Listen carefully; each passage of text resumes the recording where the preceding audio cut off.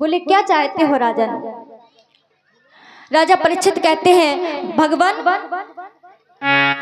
ये श्रीमद् भागवत कथा में अगर सबसे पहले श्लोक में कन्हैया को प्रणाम किया गया, क्यों?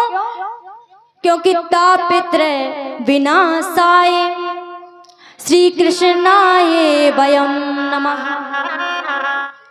बोले महाराज, अगर सबसे पहले सत्य को लिया गया और कन्हैया को लिया गया तो मुझे कृपा करके कन्हैया की कथा भी सुनाइए। उनका कहाँ जन्म हुआ, किसके यहाँ जन्म हुआ? जैसे ही इतनी बात कही तो सुखदेव जी महाराज कहने लगे कि राजन, अरे पहले तुमने इतनी बड़ी कथा सुन ली और सुनते सुनते तुम थक गए होगे, थोड़ा विश्राम करो, फिर आगे की कथा सुनाऊंगा। लेकिन राजन परीक्षित कहते हैं, बोले भगवान, मुझे विश्राम की जरूरत नहीं है, कृपया करके मुझे कृष्ण कथा और सुनाइए। तो सुखदेव जी कहते हैं कि राजन, जब इस पृथ्वी पर अत्यधिक अधर्म बढ़ जाएगा, जब लोग इस संसार में अधिक पाप करने लगेंगे, तब प्रभु कन्हैया का अवतार लेकर के इस पृथ्वी पर आएंगे और आकर के इस अधर्म को दूर करेंगे, दुष्टों का संहार करेंगे। क्यों? क्योंकि मानस में गोस्वामी जी ने लिखा, अरे जब जब होई धर्म के हानि, जब जब होई धर्म के हानि,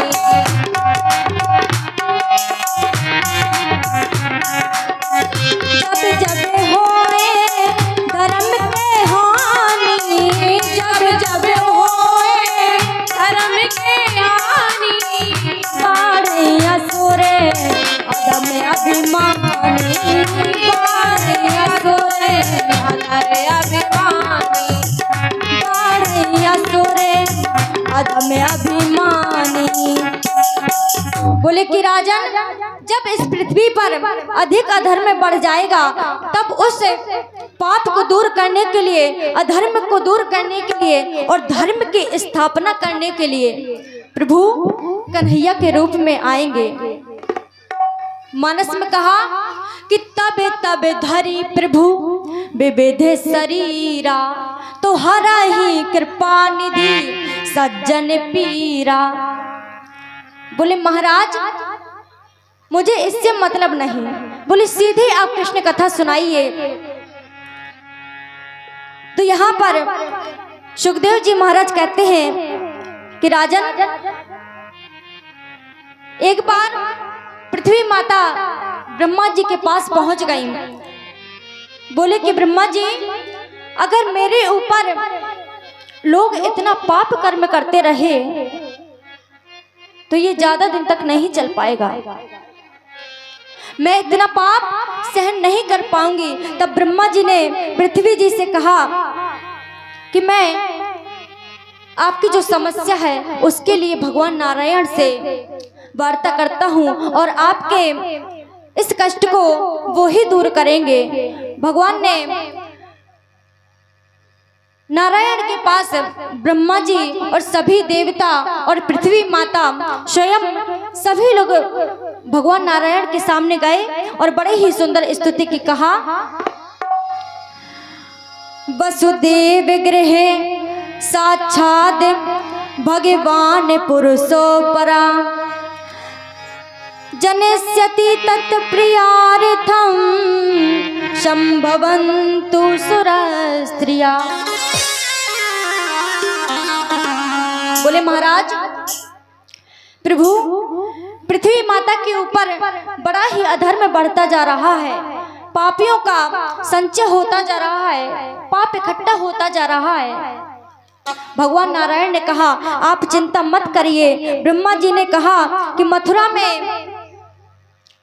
पृथ्वी माता से कहा कि मथुरा में एक राजा होंगे और उनका नाम होगा वसुदेव जी। उनकी पत्नी देवकी के गर्भ से भगवान कन्हैया प्रकट होंगे, जन्म लेंगे और कन्हैया के रूप में अवतरित होकर के आएंगे। लेकिन कन्हैया मैया देवकी के गर्भ से प्रकट तो होंगे, जन्म तो लेंगे, लेकिन जाएंगे कहाँ? बोले गोकुल में, नंद बाबा के यहाँ पर। तो यहाँ पर सभी देवताओं ने भगवान की चिन्मय झांकी का दर्शन किया, भगवान से प्रार्थना की कि प्रभु आपका जो अवतार होना है कन्हैया के रूप में, शीघ्रता से ये अवतार लेकर के आइए। क्यों? क्योंकि अब ज्यादा समय तक पृथ्वी माता इस अधर्म को नहीं सहन कर सकते। जब इतना कहा तो ब्रह्मा जी देवताओं से कहने लगे, बोले प्रभु आएंगे तो, लेकिन हमारा भी कोई कर्तव्य है। देवता बोले क्या कर्तव्य है? तो ब्रह्मा जी बोले कि हम लोग भी भगवान के घर अवतार लेकर के जाएंगे। बोले महाराज ठीक है, जैसे में होगा हम वैसा करेंगे, लेकिन आप जल्दी ही कृपा कीजिए। तो ब्रह्मा जी कहते हैं कि मथुरा के बड़े ही यशस्वी राजा हैं जिनका नाम है उग्रसेन, और श्रीमद् भागवत में ऐसा वर्णन आता है कि महाराज उग्रसेन के कोई पुत्र नहीं है। उन्होंने बड़ी भारी तपस्या की, पुत्र कामेष्टि यज्ञ किया, इससे उनकी पत्नी गर्भवती हुई। एक दिन अपनी सहेलियों के साथ वन में गई, लेकिन उनके ऊपर एक राक्षस की दृष्टि पड़ जाने पर उसकी परछाई उनके पुत्र पर आ गई। और यहाँ पर जिसका नाम है उग्रसेन जी के पुत्र का नाम है कंस, और वही कंस वसुदेव जी के साथ में सूरसेन के साथ सूरसेन जी की यहाँ पर पुत्र बनकर के पल रहा है, बड़ा हो रहा है। लेकिन यहाँ पर नारद जी ने आकर के सब कुछ बता दिया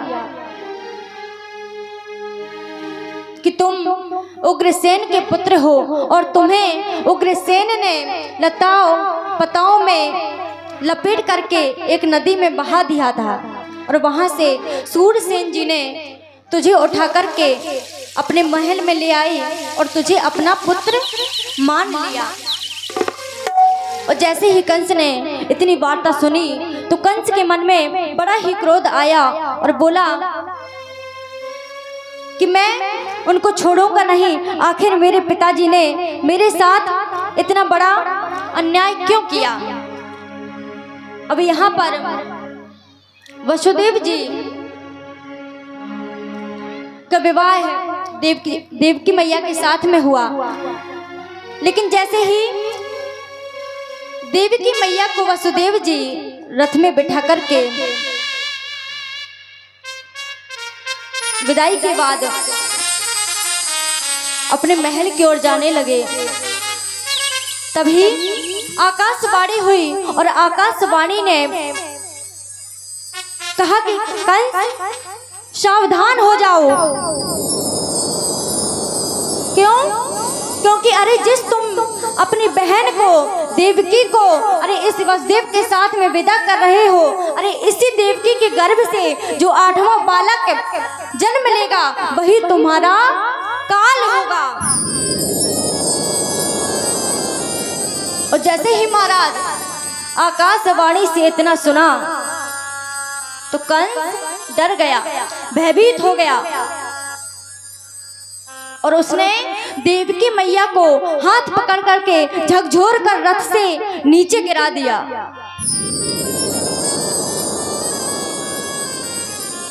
कंस बोला, अरे देवकी मैं तुझे जिंदा नहीं छोड़ूंगा। बोले भैया मैंने क्या किया है? कंस कहता है कि अरे अभी तूने आकाशवाणी से सुना नहीं कि उसने क्या कहा है कि अरे तेरे गर्भ से जो 8वां पैदा होगा और वही मेरी मृत्यु का काल होगा, वही मेरा काल होगा, और मैं नहीं चाहता कि मेरी मृत्यु हो जाए, इसलिए मैं तुझे छोड़ूंगा नहीं। जब तुझे ही नहीं छोड़ूंगा तो फिर वो 8वां पैदा होगा कहां से।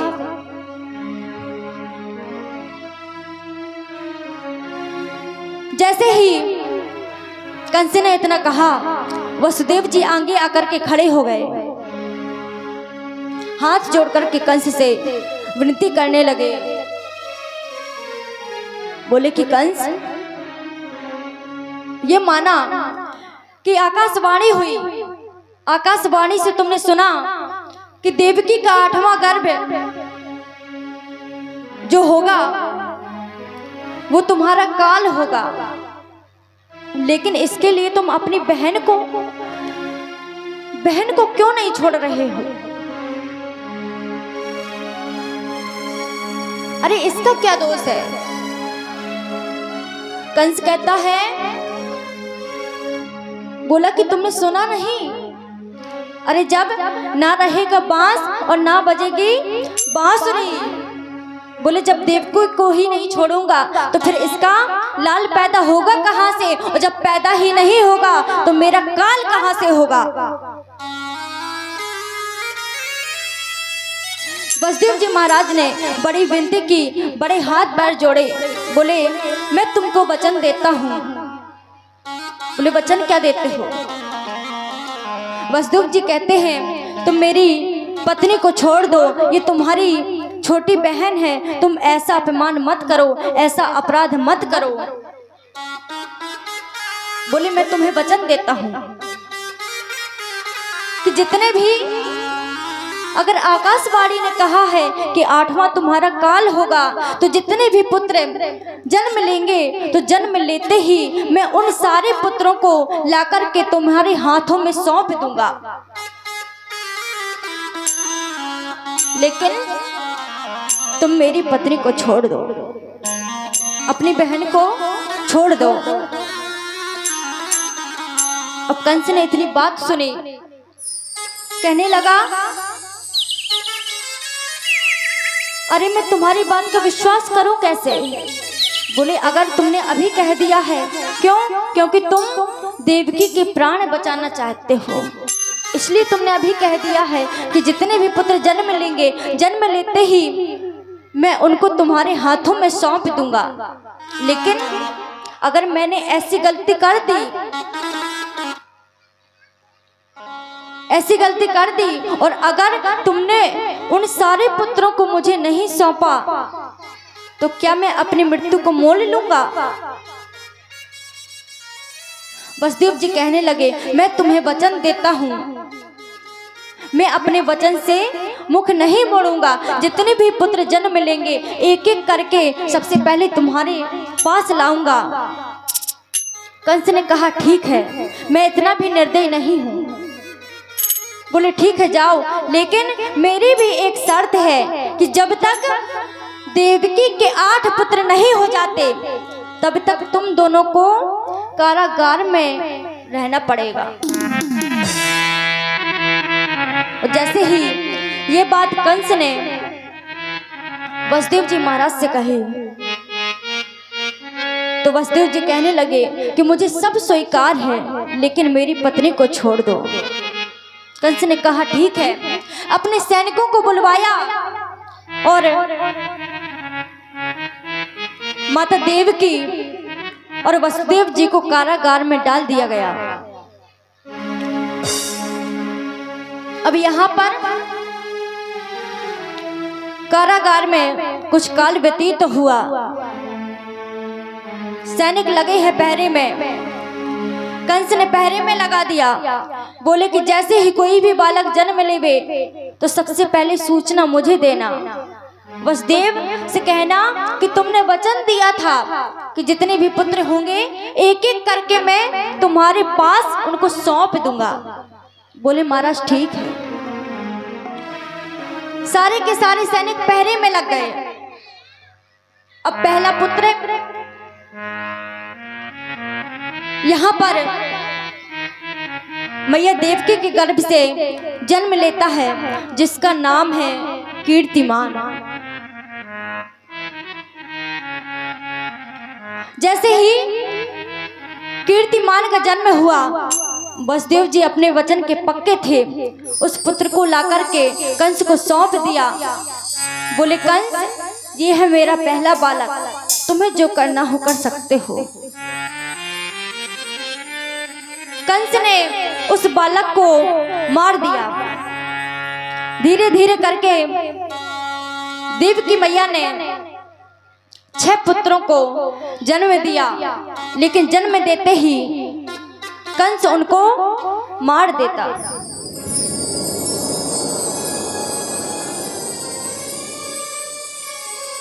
छह को तो मार दिया, लेकिन अब बारी आती है 7वें की। मेरे प्रभु मैया देवकी के गर्भ से 7वें पुत्र के रूप में प्रकट होकर के आए, लेकिन प्रकट होने से पहले ही प्रभु ने योग माया को इशारा कर दिया। तो योग माया ने जो गर्भ था वो ले जाकर के रोहिणी मैया के गर्भ में स्थापित कर दिया। और वही 7वां गर्भ जो था यहाँ गोकुल में, क्यों? क्योंकि सभी को पता होगा रोहिणी मैया भी वसुदेव जी की ही पत्नी थी। इसलिए योग माया ने जो गर्भ में देवकी मैया का गर्भ था 7वां, वो ले जाकर के गोकुल में ले जाकर मैया रोहिणी के गर्भ में स्थापित कर दिया। और रोहिणी मैया ने 7वें पुत्र के रूप में बलराम जी को जन्म दिया। बोले बलराम जी महाराज की। अब यहाँ पर कंस को सूचना मिली। सैनिकों ने आकर के कहा महाराज अरे 7वां हो गया है। कंस ने जैसे ही ये खबर सुनी कारागार में तत्काल गया। बोले लाओ कहाँ है तुम्हारा पुत्र। मैया देव के चरणों में गिर गई। बोले भैया तुमने मेरे 6 पुत्रों को तो मार दिया, लेकिन जब 7वां है ही नहीं तो उसे क्या मारोगे। कंस बोला ये क्या बात हुई। बोले तुमने कहीं छुपा दिया होगा। देवकी मैया चरणों में गिर गई। बोले भैया मैंने अपने पुत्र को कहीं नहीं छुपाया। अरे वो तो इस दुनिया में आने से पहले ही नष्ट हो गया। कंस ने कहा कहीं तुम झूठ तो नहीं बोल रही। देवकी मैया ने कहा सौगंध खा करके कहती हूँ भैया 7वां हुआ ही नहीं, मेरे गर्भ में ही नष्ट हो गया। अब कंस दिन पे दिन कांपता है, भयभीत होता है। क्यों? क्योंकि 6 तो पहले ही मार दिए, 7वां नष्ट हो गया, लेकिन अब उसको डर है कि आकाशवाणी ने कहा था कि देवकी के गर्भ से जो 8वां पैदा होगा वही तुम्हारा काल होगा। लेकिन यहाँ पर कंस के महल में देवर्षि नारद जी पधारे। अब देवर्षि नारद जी से पूछता है, बोले महाराज आप तो त्रिकालदर्शी हैं, सब कुछ देख लेते हैं, जरा ये बताइए कि 8वां कब होगा और अगर होगा तो वो कैसा होगा। नारद जी ने कहा ये सब तुम क्यों पूछ रहे हो। कंस कहता है महाराज क्योंकि मैंने 6 पुत्रों को तो मार दिया है, उनका सर्वनाश कर दिया है, और देवकी कहती है कि 7वां गर्भ में ही नष्ट हो गया, और अगर 8वां हुआ, अगर उसने कहीं उसको छुपा दिया, अरे कहीं उसको भेज दिया, तो ये बताइए कृपा करके कि वो होगा कैसा, देखने में कैसा होगा। तो नारद जी ने भी कंस से कहा अरे वो देखने में काला काला होगा, मुरली वाला होगा, अरे देखने में छोटा पर पेट में दाढ़ी वाला होगा। और जहां से इतनी बात कही तो बोले महाराज अब अच्छी बात रही। बोले अगर वो भागेगा भी तो मैं उसको पहचान लूंगा। अब नारद जी ने जैसे ही इतनी बात कही तो कंस को नहीं रहा गया। अब कंस इतना भयभीत हो गया।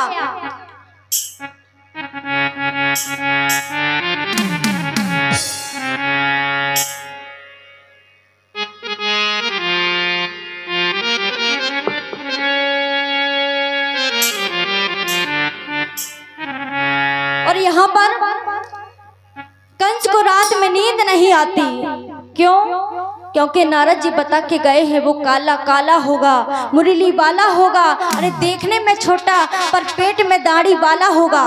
अब कंस को अगर दाल में जीरा भी दिखाई दे जाए तो वो यही सोचता है, उसको बात याद आ जाती है कि देखने में काला काला होगा और उस दाल को फेंक देता है। बोले इसे दूर हटाओ, इसे दूर हटाओ। सैनिक कहते हैं महाराज आपको आजकल क्या हो गया? अरे बोले उनने बताया था, अरे वो काला काला होगा, मुरली वाला होगा, देखने में छोटा पर पेट में दाढ़ी वाला होगा। अरे देख के आओ कहीं उसने 8वें ने जन्म तो नहीं ले लिया, और अगर जन्म ले लिया हो तो मुझे तुरंत आकर के सूचना देना। सैनिकों ने कहा महाराज ठीक है। सैनिक और पाबंदी कर दी गई कारागार में। कई हजार सैनिक पहरे में लगा दिए गए। जाने कितने ताले डाल दिए गए कि अगर वो जन्म लेवे तो वसुदेव जी देव की कोई चालाकी करके उस पुत्र को कहीं छुपा ना दे, कहीं ताला तोड़ करके उसको भगा ना दे। इतनी मजबूती कर दी गई, पाबंदी कर दी गई। लेकिन जब प्रभु को आना होता है तो कोई भी बंधन रह नहीं पाता। और आखिर वही समय आ गया कि आज भगवान नारायण मैया देवकी के गर्भ से 8वें पुत्र के रूप में प्रकट हो गए। अब प्रकट कहाँ हुए? प्रकट कहाँ हुए? आवाज आनी चाहिए। प्रकट कहाँ हुए थे कन्हैया? जेल में ना। जैसे ही भगवान नारायण मैया देवकी के गर्भ से 8वें पुत्र के रूप में प्रकट हो गए तो यहाँ पर मंद मंद शीतल हवाएं बहने लगी, हवाएं चलने लगी, ऐसा वातावरण बन गया। बोले कृष्ण कन्हैया लाल की। अब यहाँ पर वातावरण कैसा बना? बोले बादल मंडराने लगे, काले काले घटाएं छा गई, चिड़िया चहकने लगी, कोयल अपनी मीठी स्वर में गाने लगी।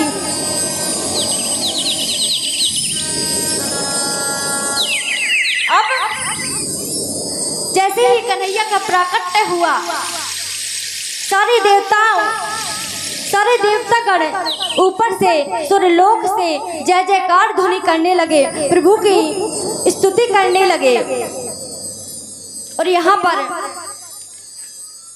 जैसे ही कन्हैया को सूचना मिली कि 8वें ने जन्म ले लिया है, पहरेदारों से कहा कि देखे रहो, अरे वो भागने ना पाए। और जैसे ही प्रभु का प्राकट्य हुआ तो देखिए किसी कवि ने बड़ा ही सुंदर भाव दिया है। क्या?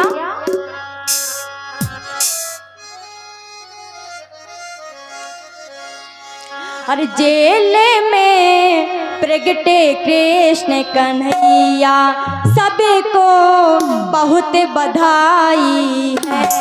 जेल में प्रगटे कृष्ण कन्हैया, सबको बहुत बधाई है। मीठी मीठी तालियों के साथ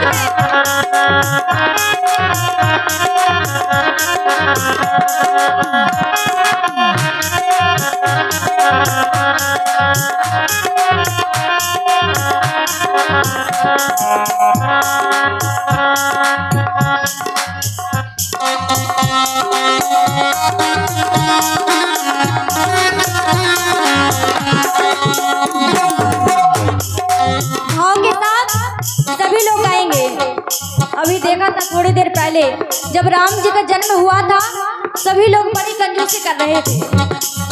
जितने भी लोग यहाँ पर बैठे हैं, क्यों? क्योंकि दुनिया वाले भी तो देखे कि आज परमात्मा अवतार लेकर के आई है इस पृथ्वी पर। आई किस लिए है? धर्म की स्थापना करने के लिए। और जब धर्म की स्थापना करने के लिए आए हैं तो ये कंजूसी चलने वाली नहीं है। पूरे पूरे हाथ उठा करके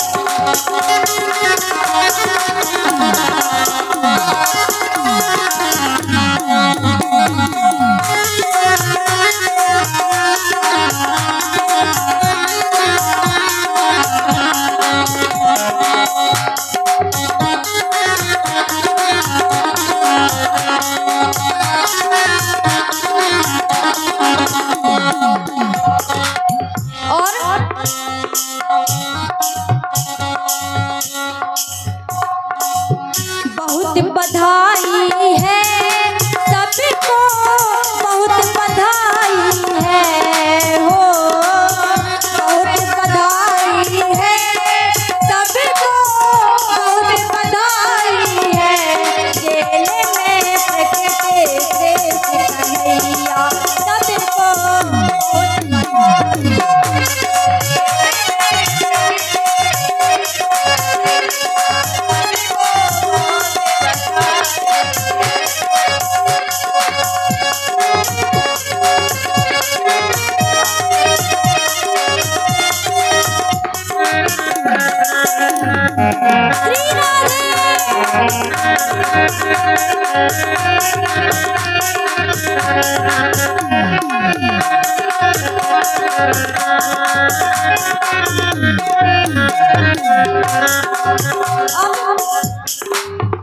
प्रभु अवतार लेकर के आ गए, लेकिन ये बात किसी को पता नहीं। क्यों? क्योंकि जब भगवान नारायण राम जी के अवतार में आए तब आए कितने बजे थे? दिन के ठीक 12 बजे। लेकिन कन्हैया लाल ठीक बिल्कुल विपरीत, वो आए कब? रात्रि के 12 बजे, जिस समय सभी लोग सो रहे होते हैं। जब आए तो देवकी मैया से कहने लगे कि माँ, माता पिता को सब समझाया, माता पिता को सब समझाया, माता पिता को सब समझाया, माता पिता को सब समझाया। और कहा कि माँ, मैं आया किस लिए हूँ? मैं हूँ लीला करने आया, मैं हूँ लीला करने आया, मैं हूँ लीला करने आया। जब इतना कहा प्रभु ने, कहा क्या? कि मैया, ये बात अभी किसी को पता नहीं है, ना किसी को पता चलनी चाहिए। कौन सी बात? कि 8वें के रूप में मैं स्वयं अवतार लेकर के आया हूँ। जब तक ये जानकारी किसी को हो, इसके पहले ही मुझे गोकुल पहुँचा दो। कहा क्या? जैसा कहूँ वैसा ही करना, जगत भला ही है हो। जैसा कहूँ वैसा ही करना, जगत भला ही है। जेल में प्रकटे कृष्ण कन्हैया सबको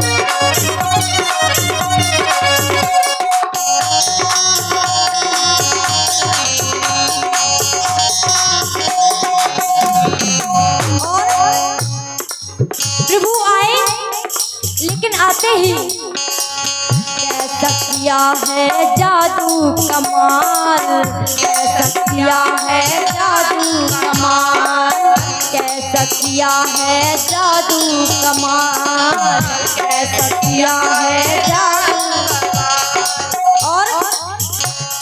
छोटे बन गए मदन गोपाल, छोटे बन गए मदन गोपाल, छोटे बन गए मदन गोपाल।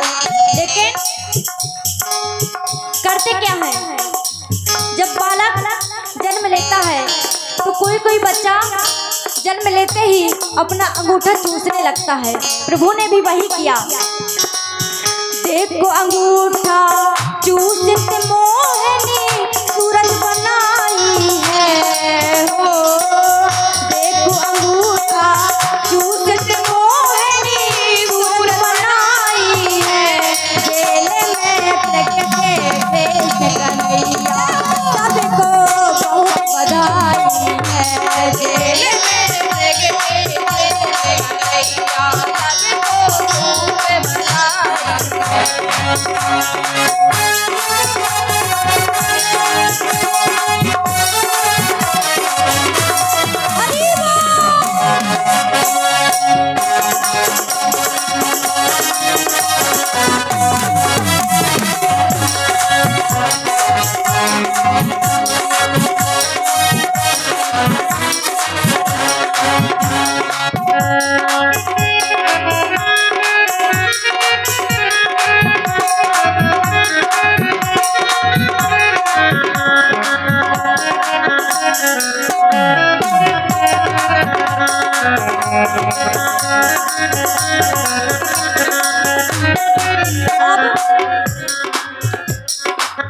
भगवान अवतार लेकर के आ गए।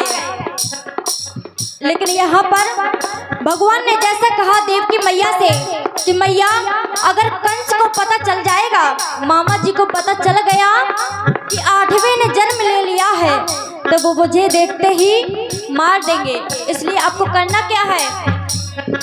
बोले मुझे लेकर के बाबा को पहुंचा दो। कहाँ? गोकुल। बोले किसके यहाँ? बोले नंद बाबा के यहाँ, और वहीं पर मैं सुरक्षित रहूंगा।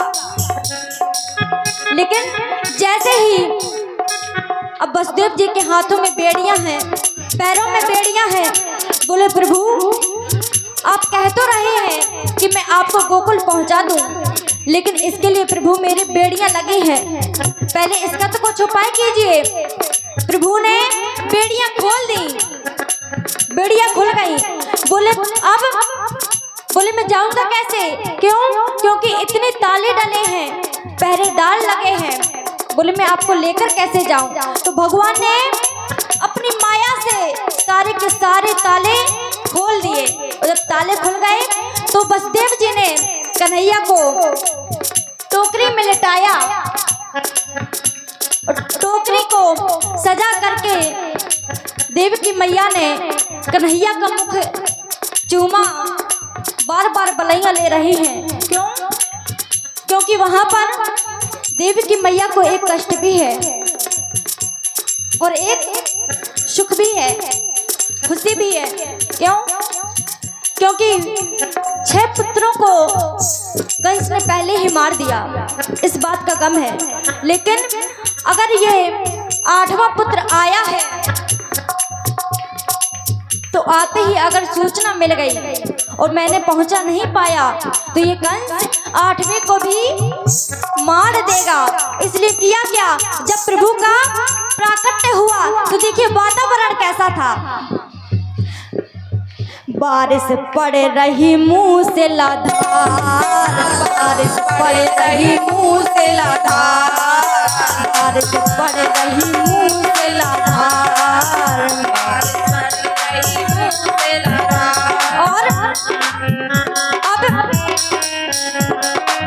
वसुदेव जी कन्हैया को टोकरी में लेकर के जैसे ही गोकुल की ओर जा रहे थे तो रास्ते में यमुना नदी पड़ गई।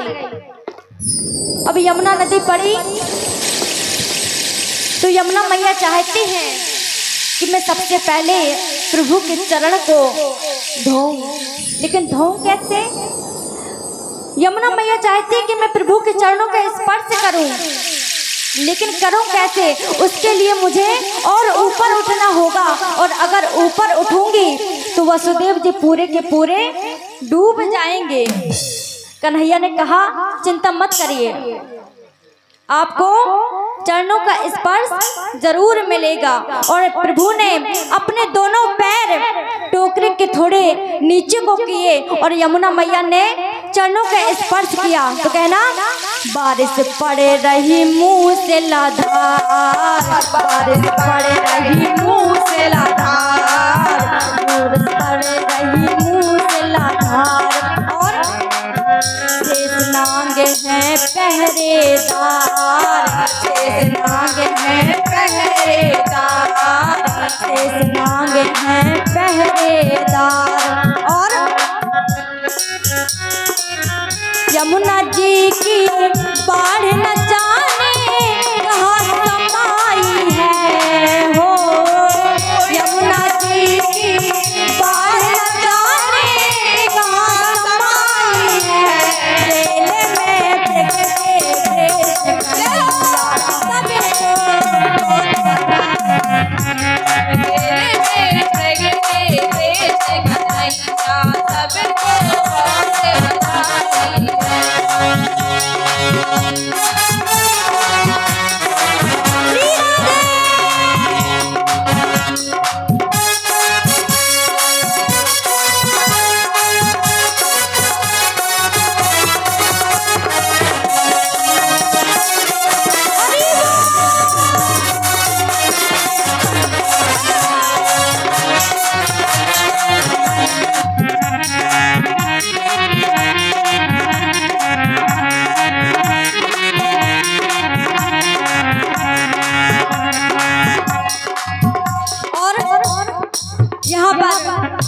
सभी लोग कन्हैया का दर्शन करने के लिए व्याकुल हैं, लेकिन दर्शन सभी को मिलेंगे।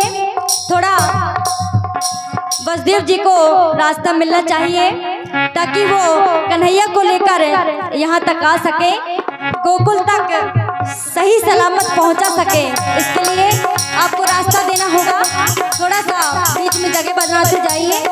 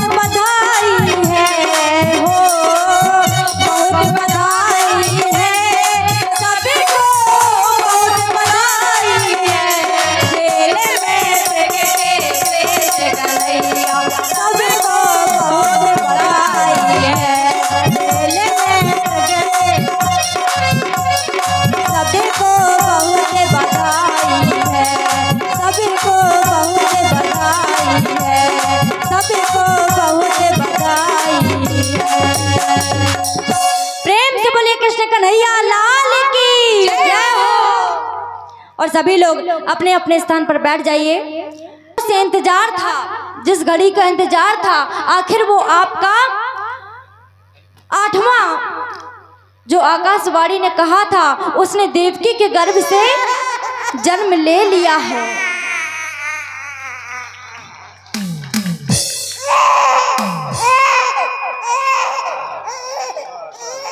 अब जैसे ही महाराज कंस ने ये खबर सुनी कि मेरे 8वें काल ने जन्म ले लिया है, तुरंत जैसी अवस्था में था उसी अवस्था में दौड़ा दौड़ा